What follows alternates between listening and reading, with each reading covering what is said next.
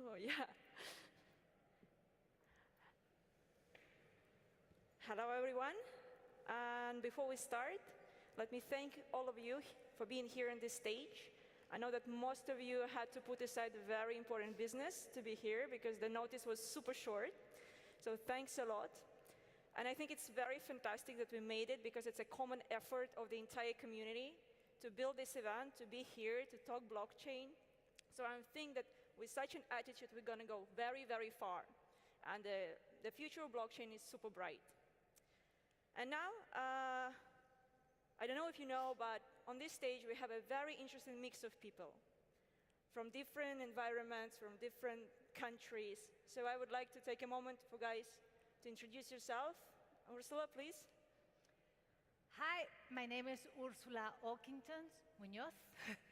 I'm a journalist as a profession. I've been in the media industry for the last 20 years. And I started on the blockchain space almost 7 years ago because the media industry is struggling hard, as many of you know already. Newspapers are not selling their products, and the media industry in general, it's been struggling with the financial and with the fake news. So it's a perfect storm. That's why I got very interested in the blockchain. First started in different projects in Arizona, in Phoenix, more specific.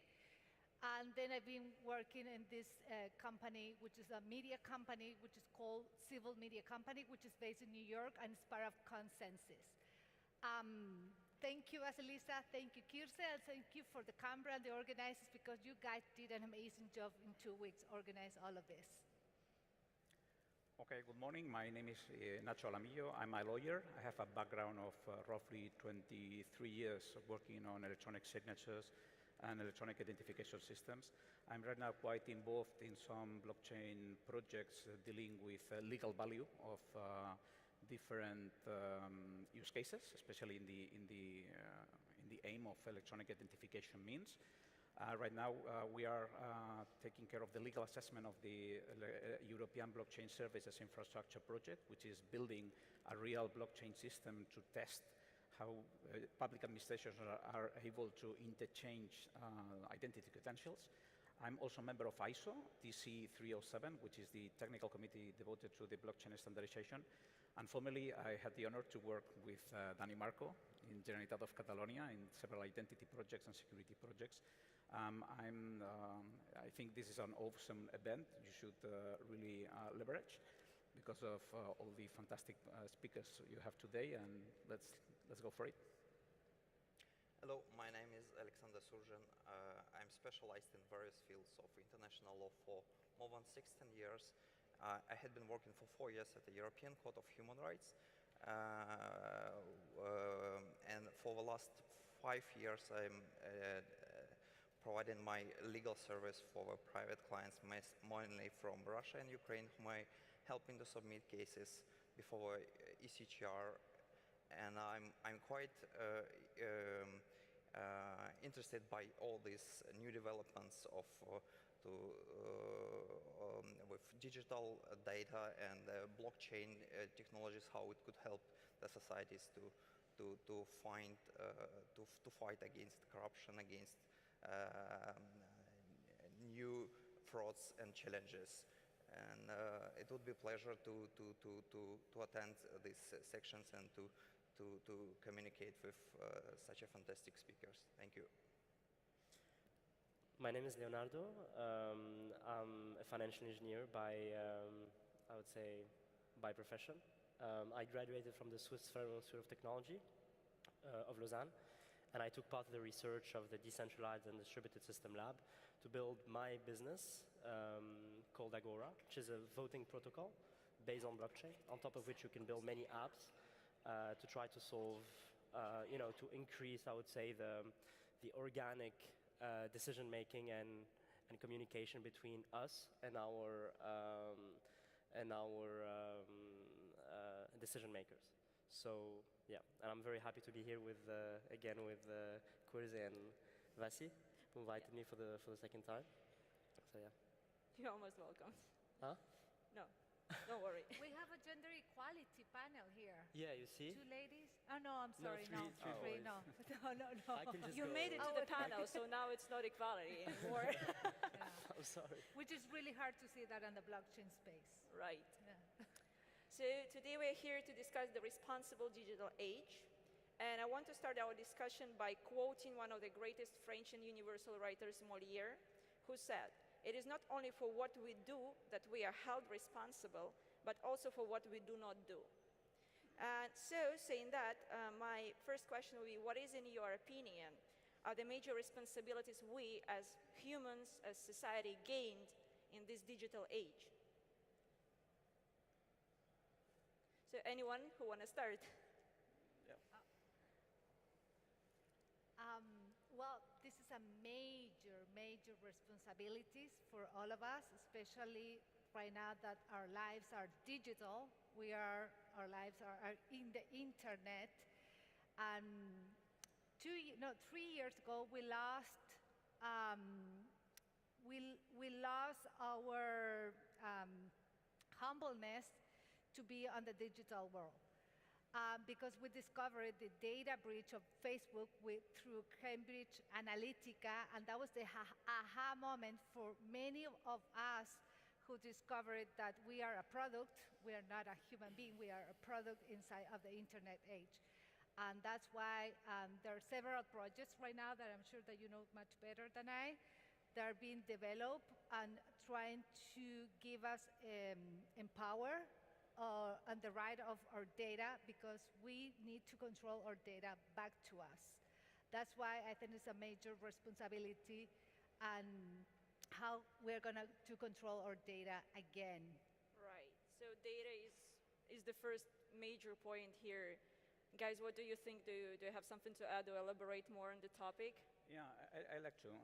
You know that this self-sovereign identity space has come out from anarchist or libertarian space in the US, because they are reacting against this thing they call digital feudalism. Yeah. Digital feudalism is something like the fact you are a company, you can create a digital land, and you are the owner of this digital land. So through your contract, you are able to set up the rules, you are going to collect the money and pay taxes, or make people make taxes, and you're going to decide how are you going to monetize this? So when you enter into a Facebook space or into a Twitter space, you are abiding to a set of contractual rules that are going to substitute the state. And if there is no state, the problem is that there is an imbalance of power. So this is a discussion about how to get a balanced approach to power, because otherwise we are kind of digital serfs, and we are the property of those guys. So it is really interesting to see how the civil society is reacting against this really big concentration of power by big corporations. So this is quite interesting because it comes from the United States, but it's perfectly aligned with our GDPR, European legislation. So GDPR is about control of your data, and in a very European way, not an American way. In an American way, when you sell your data or when you give your data away, you don't have any legal right to recover it. This is something really, really different in European Union, where we have the legal right to have control over the usage of our data even after having disclosed our data. And this is quite a difference between our models, and probably that means that all these American models are not legal in the European Union. So in the future, you're going to see a really, really, really commercial battle between this digital feudalism model that comes from the United States, where they are starting to discuss the price they want to pay us for our data, and the European model, because our values are different.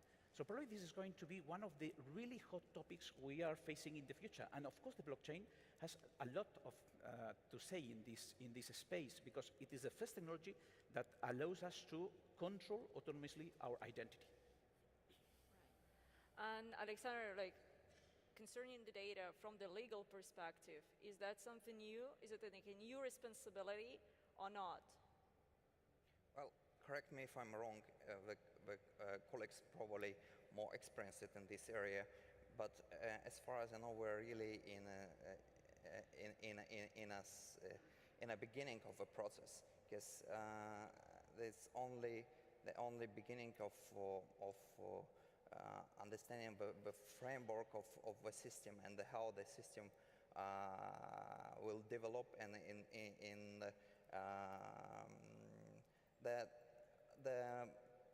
in my view, there are plenty of issues in a possible interference from the states or from regulating bodies into the human rights and into the right of entities involved in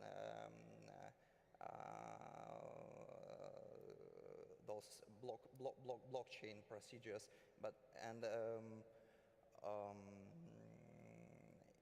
It's really in my view, as far as I know, I checked preparing for this conference. I checked the recent case law of, for instance, European Court of Human Rights, and there are some cases in European Court of Justice concerning blockchain, but it's mainly for taxation in cryptocurrency. But in ECHR, at the moment, as far as I know, we don't have cases with such issues. Right. Okay. Thank you. And probably Leonardo, because you work a lot with voting systems. That's your major thing, right?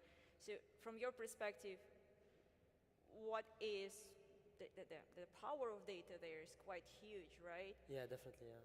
I think it's really important for us to understand that we're in the middle of a very hard and intense war between businesses and states who want to own our data, and we are the target of that war. You know, coming from China, coming from the US, coming from Europe, everyone is interested in our own data. The first thing that we should recognize and understand that data is the most valuable and expensive commodity that is tradable now. It's more expensive than gold, it's more expensive than silver, it's more expensive than Bitcoin. It's our own data. First thing, I think we need to understand that our data is a commodity and it has a price. Second thing, we need to understand how to protect ourselves from these big tech businesses and from these governments who want to, get our data from us. We need to understand that this data is actually tradable. We can trade it. Second of all, we need to know maybe how to strike and not to give our data if we feel that it's not fair the way we are giving our data out. And third, I think we just need to educate ourselves and understand more about the technologies, understand more about different blockchain infrastructures. Some infrastructures are really distributed and decentralized, and our data doesn't belong to a centralized authority. Some people are just building a few servers and they're calling these servers blockchain. They're trying to get us to put our data on these infrastructures for their own,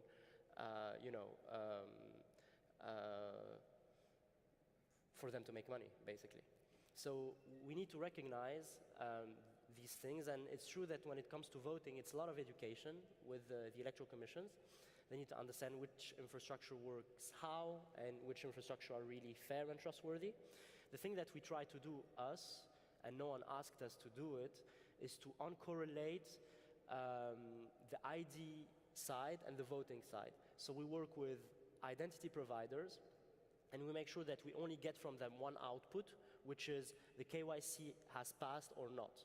So if the person who is, trying to take a photo scanning their own ID or their own passport, we just want to make sure that these guys are US guys when it comes to US election, that they're not underage, they're on the electoral lists, and we just get a green light from the ID provider. And when we get the green light from the ID provider, we allow that device to vote, but we never know who's actually voting. And I think it's a very important thing, even though, we could, get so much more data and the company will be, probably more expensive.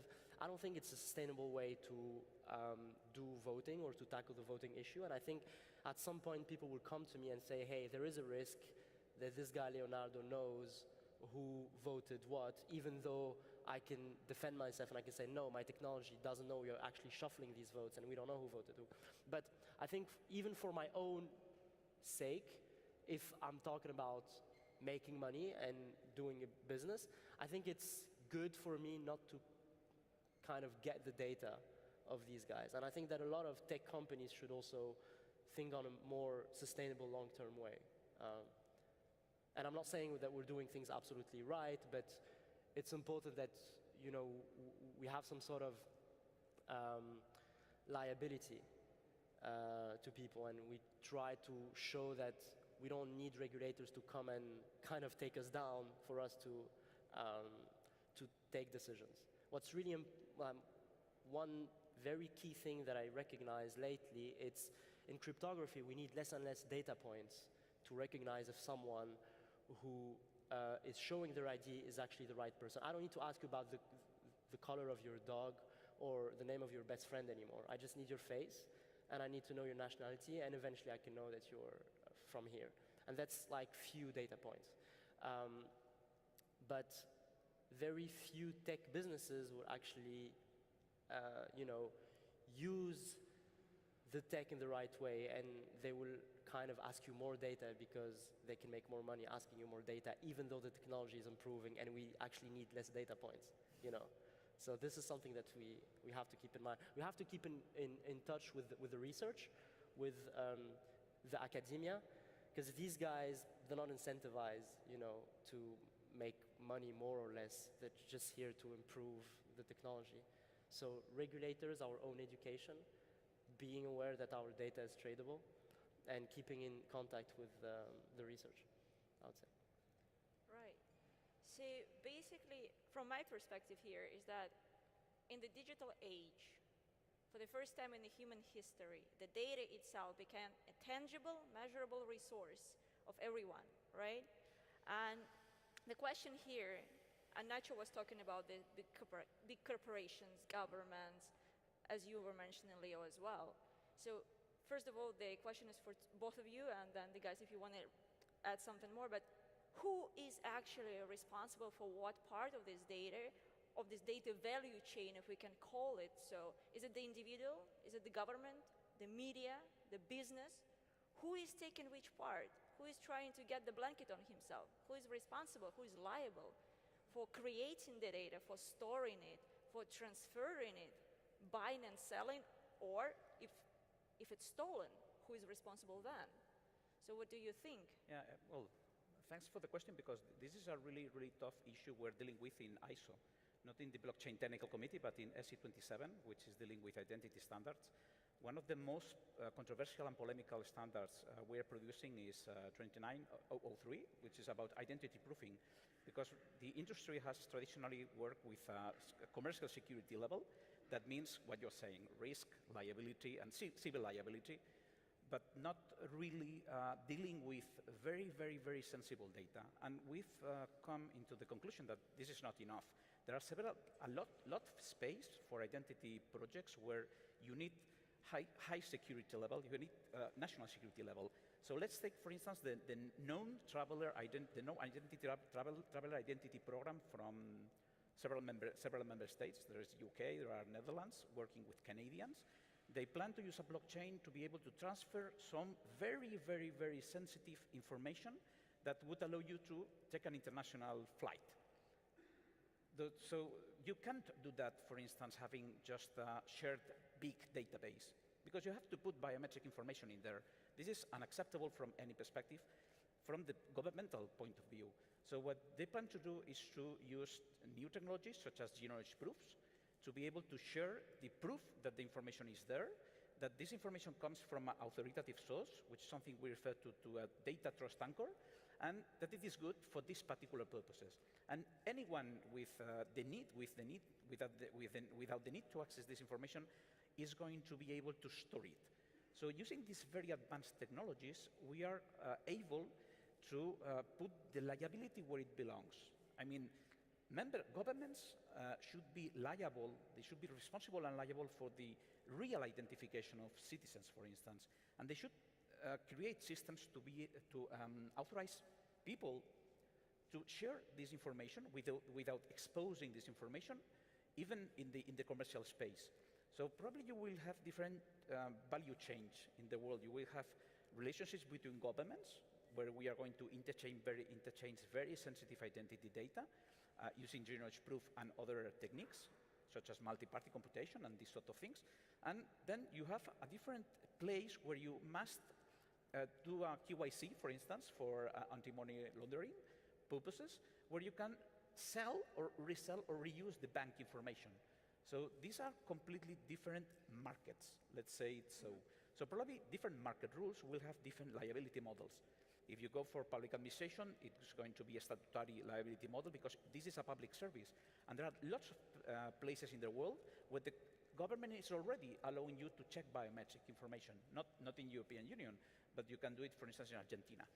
So when it comes to private sector, we still have to see which kind of business models are going to appear around the reusing of your authentication information.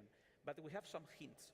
For instance, the Payment Services Directive 2, it is, at the end of the day, a way to share your authentication information in the payment services market. In this case, you have a very different liability model. But of course, at the end of the day, if the citizen is authorized to self-manage their identity data, of course, the citizen will also be responsible and liable for the correct protection of this information he's given. So, depending on the use case or depending on the market, you are going to find different liability rules. The big challenge, in my opinion, is how do we connect both worlds? Because I would like, as a bank, I would like to be able to reuse the very, very, very high security identification from the government using the zero-knowledge proof associated to biometric identity. But then I have to collect the rest of the information. I will have to, and I want to be able to reuse this in several markets with my own liability model, which is going to be less strict than those from the government.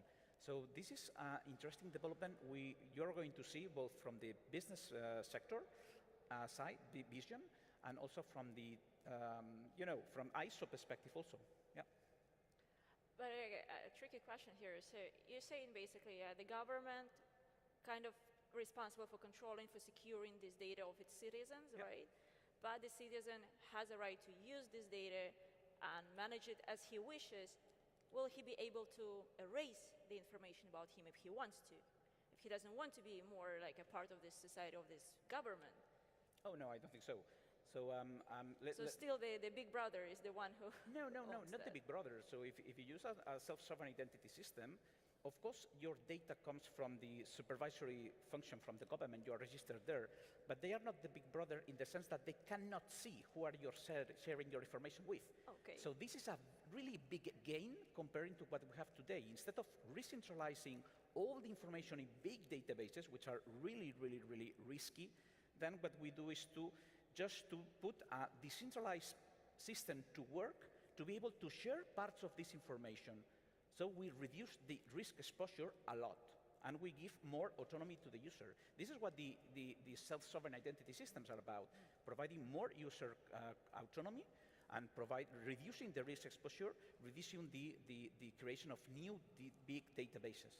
And that also goes to anonymization of the information that you provide sometimes when it... Yeah, of course. I mean, if you instead of sharing your biometric template of your fingerprint, you share a zero-knowledge proof, you know that this information is correct, but you don't expose this information.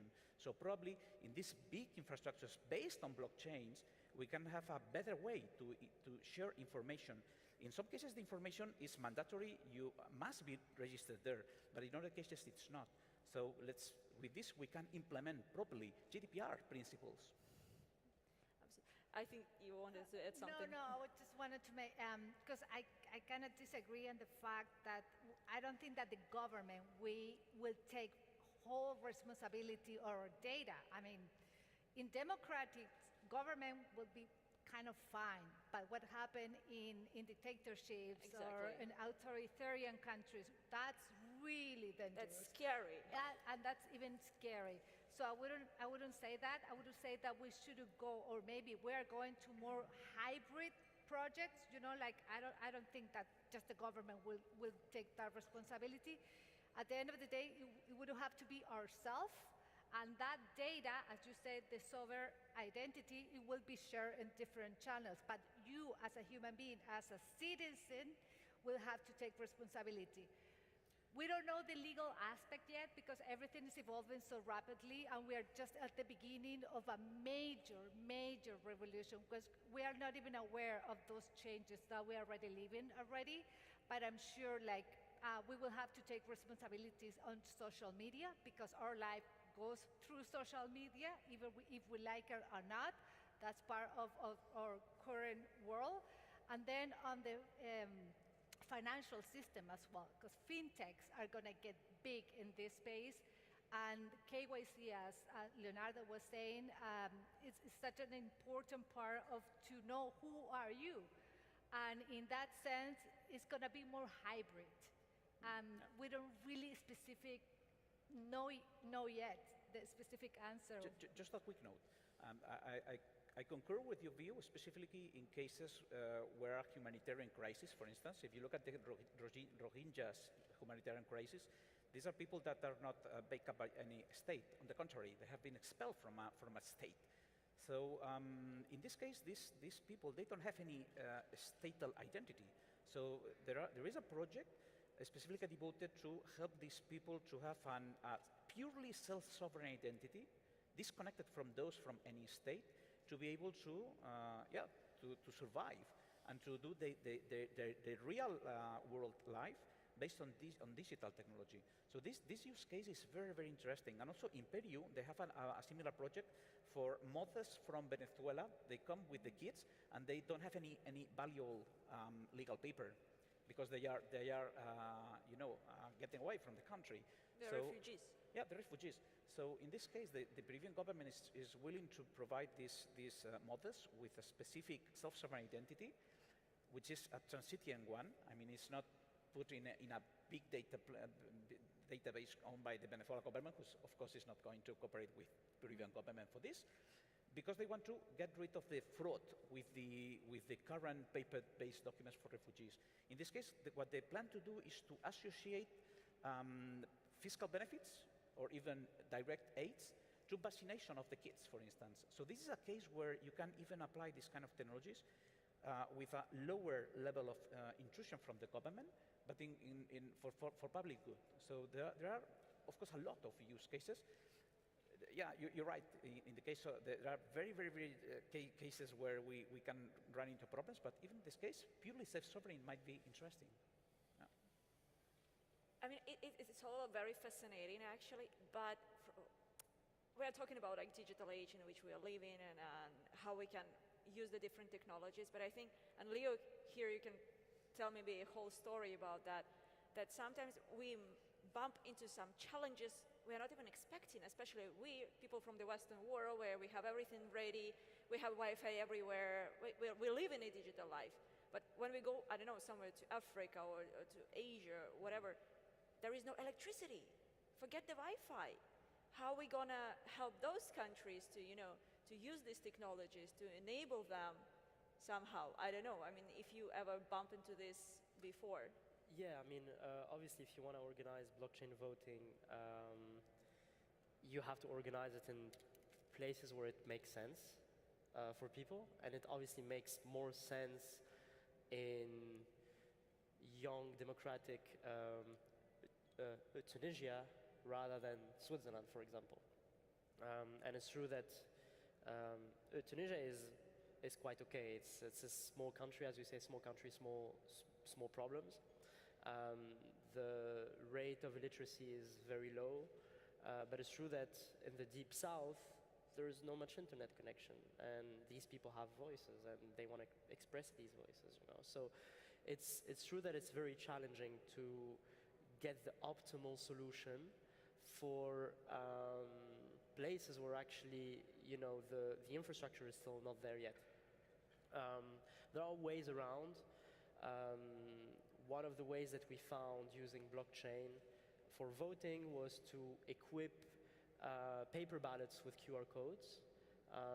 In that case, we would have like two types of QR code, one type of QR code which identifies uniquely the ballot, and one other type that identify the candidate from the list of candidates. And in many countries, I mean, dealing with electoral laws, it's just a massive mess.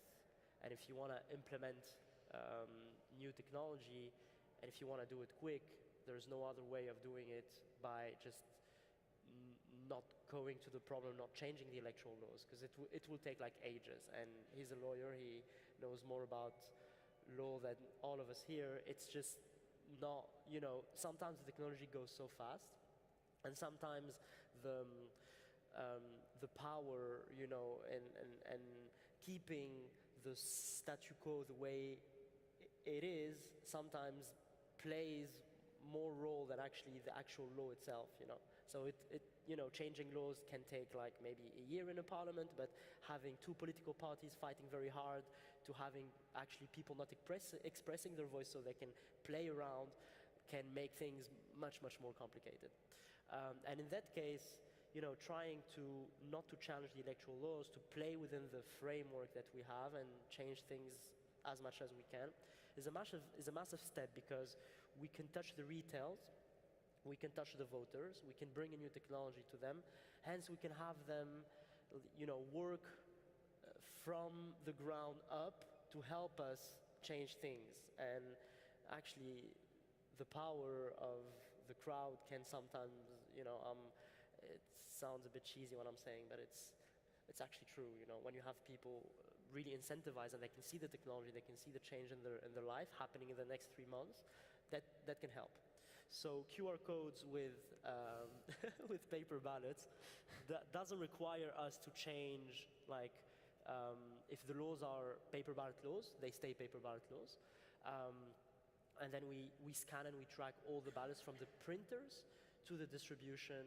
We seal the boxes, we make sure that the boxes are tracked, we make sure that the ballots are recollected, and each and every step is written on the blockchain. If there are ballots missing, then we know, So this is like a first step that could work. Hybrid with maybe iPads in polling station, and hybrid maybe with phones in some areas where we can actually do it. Then it could bring, a nice first solution. So there are ways around. It's just for us to be creative. That's the first thing. And the second thing is really not to be afraid to go and to show the technology and really pitch it and get something, even if it's a small step, a tiny step. No, I think that this enthusiasm of the community is super important here, because you have to push for it, push for it, push for it. One closed door, another closed door, suspicion, whatever, but then finally you break the ice at a certain point. So here probably, maybe it's the question to everybody, but I would like to start with Alexander, because you've been in the law system for quite a while, and this is probably one of the slowest systems. The juridical system is very hard to move forward, because they're trying to be conscious about what they're saying. But from your perspective, such new technologies as blockchain, right? How ready the systems, the juridical system or any political system, to embrace, to use these technologies? What kind of risks or benefits they may see, which can, move them forward or stop them from doing something? Like, what do you think? Well, in my view, blockchain technology in general, it could bring us more transparency. Alex, I think you need to put a little bit the Sorry. micro, yeah. Yeah, it could bring us more transparency, and for instance, an example of such countries as Estonia, which is quite effective in this respect of implementing all those new technologies in everyday lives and how it affects residents. Even in my view, I have to make a point. I don't agree with all of their policy toward to their citizens, and as they still have a category of so-called aliens, non-citizens, and it's nowadays in European Union. It's like a passport of non-citizen, like something like that. Yeah, it's not non-citizens that has like a passport of aliens, and but it's another story and it's another topic. It's also about human rights, but talking about digitalization of society, we have also an effective examples of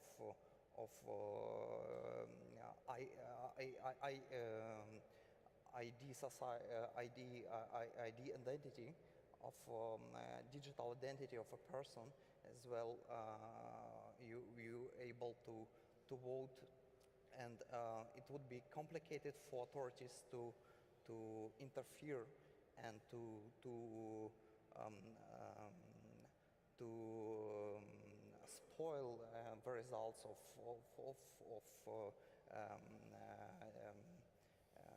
voting procedure or something. And it could help as well. Blockchain technology, in my view, it could help also to facilitate the proceedings before the, because in some countries it takes, like in Italy, the regular period for civil proceedings is around like 7 years, or in Greece, or sometimes in Russia. It's in Russia and Ukraine it could be worse sometimes.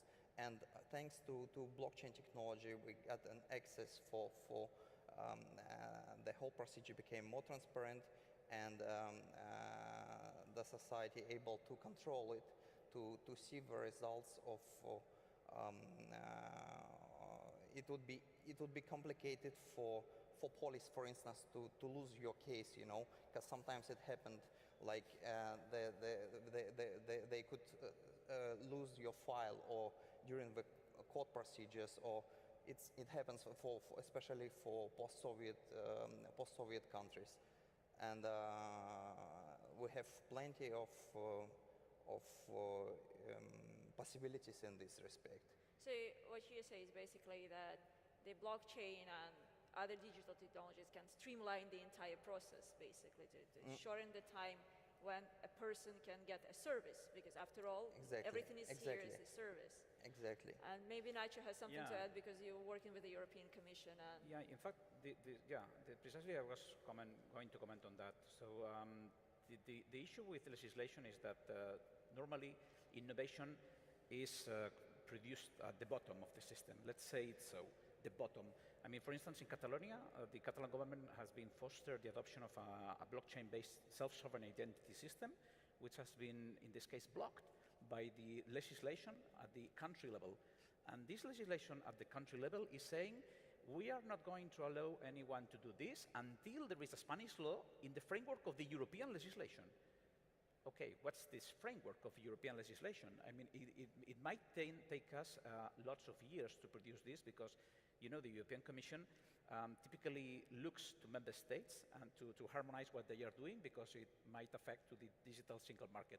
So that means that here we have a tension between the member states, because they feel their sovereignty is very, very strong. And when you say self-sovereign identity, they feel you are trying to discuss this sovereignty, which, by the way, is nothing to do. So just the word itself. Yeah, it's just the word, because it's data. It is about data sovereignty, not about the state sovereignty. But then they block things, and they say, okay, we have to think about this. And this is because of a political situation. And this thing is going to happen in many, many member states. So what is going to happen is that once we have blocked everything during several years, then probably the European Commission will say, okay, we cannot use, we cannot use the blockchain in the digital single market. And then they will come out with a legislation to harmonize things. So this is a good process, I have to say, because it works with lots of things. But the problem is that it is a time-consuming process. So we should be we should understand really well that if we want these technologies to succeed, we should not be creating new prohibitions. We should try to take the current legislation, which, by the way, fits perfectly well with this kind of projects, and interpret this legislation in the sense of putting this to work. Even using the concept of a sandbox, which is a nice concept, and was explained before. So instead of doing this, what many member states are doing is saying, okay, I have to think about this. And then when it comes to the legislative body, no one there is knowledgeable about technology. So they are scared. They say, oh, this is difficult. So apart from this, cryptocurrencies smell to, fraud and crime. So probably they are saying, okay, let's be really cautious about that. And that means years. So hopefully, having an initiative such as the EVSI might help to accelerate this process, because in this case, probably there will be proposals coming out directly from the European Commission to reconnect the highest level with the lowest level, where innovation is produced and where harmonization is produced. If this becomes a reality during this year, I'm pretty confident that we will be having in the European Union a general legislation for the blockchain applications with legal value, which is the eIDAS regulation, a modified version of this regulation. This is what we are proposing in this project. We've been discussing this with the unit in charge of eIDAS in the European Commission, and they feel it could be a good approach. So now, probably, we can have an accelerator from this part, which is the problem that with that, we can cover the general framework, but we are not covering cryptocurrencies, we are not covering, electronic transferable records. So there are lots of other situations which won't be covered. Last comment, if you look to small countries, even non-European countries, here we have opportunities. Now we are starting to work with the Andorra government because they want to become a kind of legal laboratory to set up an example for the European Union. And that quite worked well, yeah. So the timing here is you're saying just 1 year or so. So you're moving quite fast for legislation. If the new European Commission has the political will, it could be quick to have a proposal. Then the proposal would need some time, but at least it won't be the usual case, which is to see what is being regulated on the member states and some years after trying to propose something. So probably this way could mean 2 to 3 years instead of 7 to 10 years. But we already seen a lot of movements in that sense and in crypto itself. Because of Facebook and China with their own currency, we have seen that a lot of governments are pushing on the legal side. Even the World Economic Forum this year, they've been taking blockchain and cryptocurrency more serious, and they've been addressing this issue, creating a framework to legislate, because that has been the push right now. So I think that maybe a year or 2 years, we will see something. I mean, this year is crucial, for sure. Right. So we still have some time, so I want to talk about one more thing, well, a few more things. But I would like to ask you, Ursula, because you are a journalist. You're coming from the media world. And a media is an important power in the digital world. But we know the problem with the fake news and all this happening all over the place, that you already don't know whom you can trust when you read something there and here. Is it real or not? Is it validated by anyone? Because even, I'm sorry to say, but lots of journalists are not very responsible themselves. They're just writing for their bread, but they don't even thinking or checking facts sometimes. So how do you see the blockchain is working here? How can it help you? I mean, the blockchain, it will be it is already very important for the media industry, especially in many ways. For one part is to cut the middleman, because that's one of the things that the blockchain does, is to cut the middleman. For example, as a journalist, blockchain could empower myself, because I've been working for free for Facebook and Twitter. I've been giving a lot of my content, and Facebook doesn't pay for my content. So I'm giving a free access of articles to Facebook, and they're just distributing this, but I don't receive a single penny. So in that sense, blockchain will empower content creators, not just journalists. It will empower musicians, filmmakers, and all of the media industry as a whole. That's one thing. The other part, as you said, validation. Because it's true, a lot of the media outlets, they have their own agenda. So we have to read different news outlets to understand the whole situation. So in this own agenda, for example, Fox News is not the same as CNN. And we have to see the middle between that. And in that sense, to create a mark or a check of journalists and content to have that traceability of the source of the news resource, it would be very, very important. And the last part is about identity as well. Actually, there are companies right now that are building identities in the media industry, because it's hard to know who trusts who in the social media space. So to create that identity, not just for the journalist or content creator, because right now all of us, we could be journalists. You could write on we Twitter. have a Twitter. You could have a Medium post. I mean, all of you, you have the empowered to be a journalist. So to create that as a check mark, as a proven person that is saying the truth, that will be very important as well. And as I said, we are just at the beginning because, I mean, to be honest, blockchain is great, but it doesn't resolve every single thing in the entire world. Until now, it has been expensive and slow. We have seen the technology for the last 11 years, the first time that Bitcoin was created in 2008, and we haven't seen any killer app yet.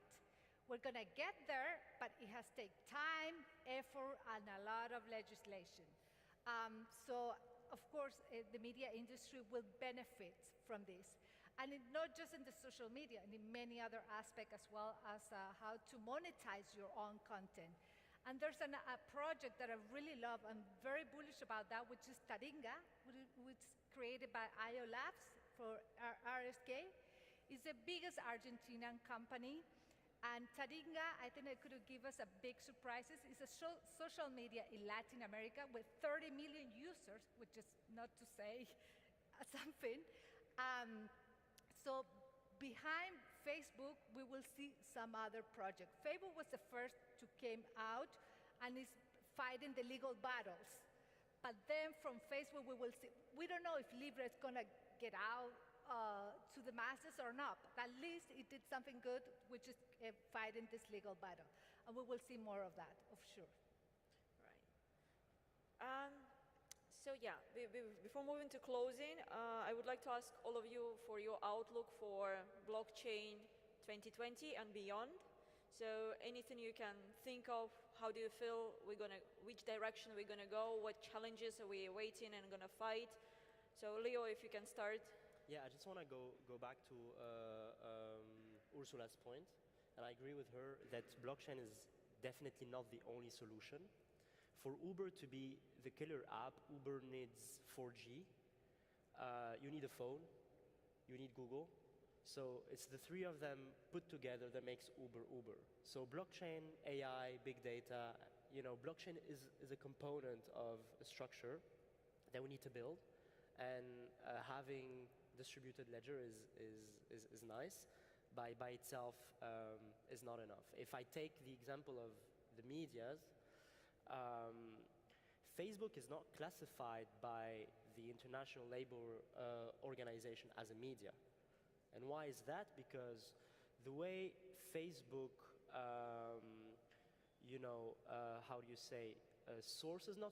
but stop the content or filter the content is not based on is it real or not real. It's only based on does it hurt your eye or not. So you can have fake news on Facebook, but you have no moderation from Facebook side because they don't care if it's a fake news or not. They just care if it's an ISIS video. They don't want to see someone being killed on Facebook. That's the only thing that they actually really care about. So the first thing is we need to realize that most of the young generations are actually taking from these big big tech companies information, and they're taking them as granted, as the truth, as that's what exactly like a television or like would have done before. So the first thing is maybe to regulate these big corporations. ILO is doing a massive job with this and trying to build a framework around them. And the second thing is, to realize that actually blockchain by itself is just one component. So now blockchain in 2020, again, I really see blockchain as part of an entire vehicle. It's a long venture. It's a venture. It's a very young industry, and things take time to be built. I'm very confident because I think that a lot of money is in the hands of very capable people in the blockchain industry right now that are heads down and working very hard to solve issues. And Ethereum, for example, moving from proof of work to proof of stake it's a massive improvement for the infrastructure. I don't want to go through the entire, but it shows that we're not, being steady and chill. We're actually trying to move and improve things. So yeah, that's it for me. When it comes to Facebook, I think a lot of central banks had heart attacks when they realized that actually Facebook are launching their own cryptocurrency. But not only central banks, actually, even banks. I'm actually banking with Deutsche Bank. They don't know much about me. Like, they know what I'm telling them. They know, yeah, it's true that I had a mojito yesterday, and I've been traveling here and there. It's very valuable information. Facebook knows 10 times more about us than actually Deutsche Bank. So on a business perspective, if we only think about business, it makes a lot of sense for Facebook to assess if if they can lend you money, They know if you get in contact with your mother. Apparently, the more you get in contact with your mom, the more you're likely to pay back your debts. They know where you travel, what you like, if you're clever or not. They know more about you than your, girlfriend sometimes or boyfriend. So on a business perspective, it makes a lot of sense. But then do we really want, and it goes back to what you said, do we really want to have all our data, all our informations in hands of one big US corporation, and if I don't like Mark Zuckerberg, that I can't do much about it. And even though he's taken out of the management, he's still the major shareholder of Facebook. In Switzerland, if I'm not happy with my government, they're just out. And here again, it's important to stress that we in Europe can be a third model, between state capitalism and capitalism, and company capitalism. And I think that we should definitely leverage on our democracy heritage to try to find a middle, that fits who we are as Europeans. And I think we need to, get to work as soon as possible. Right. Okay, I think we run out of time, I was said. Just a quick remark, of course. Quick remarks. This is promising technology, but there are lots of issues we have to solve, and the main issue is trustworthiness. So if we are talking about moving all this data into our control because it is anchored on a blockchain, this blockchain should be trustworthy. And for this, we have to talk about a really lot of things. I will just mention one. The fact is that with proof-of-stake algorithms and other new algorithms which are quicker and more scalable, what we are doing is to move the power from a central database, such as Facebook, with their graph, to a network controlled by some parties. I'm really worried about the governance of this network because we have the risk to move power to another place, but without getting our own power. So this is something we must really work on if we don't want to be caught by the new masters of power, which are the network nodes. Yeah. That's a very good point. It's a very, very good point. This is our No, challenge for the it next goes 5 again years. to consciousness. When you're implementing something, you have to think few steps forward. Therefore, governance probably is going to be network governance, the most important topic for the next 5 years. Good. Okay, guys, thank you so much. In my view, we have always, all actors have to always think about risks of abuses of even the governments, of regulating bodies, or individuals involved or affected by this. And it's always like face recognition, this video face recognition. We have recently cases in Moscow about this coronavirus, etc., etc. And in China, we know the situation. And so the digital age has to be responsible. That's the main thing in my view. And always to keep a balance between social interests and the interests of entity. Okay, thank you so much for being here today and sharing the stage with me. Thanks. Thanks for having us. you. Thank you.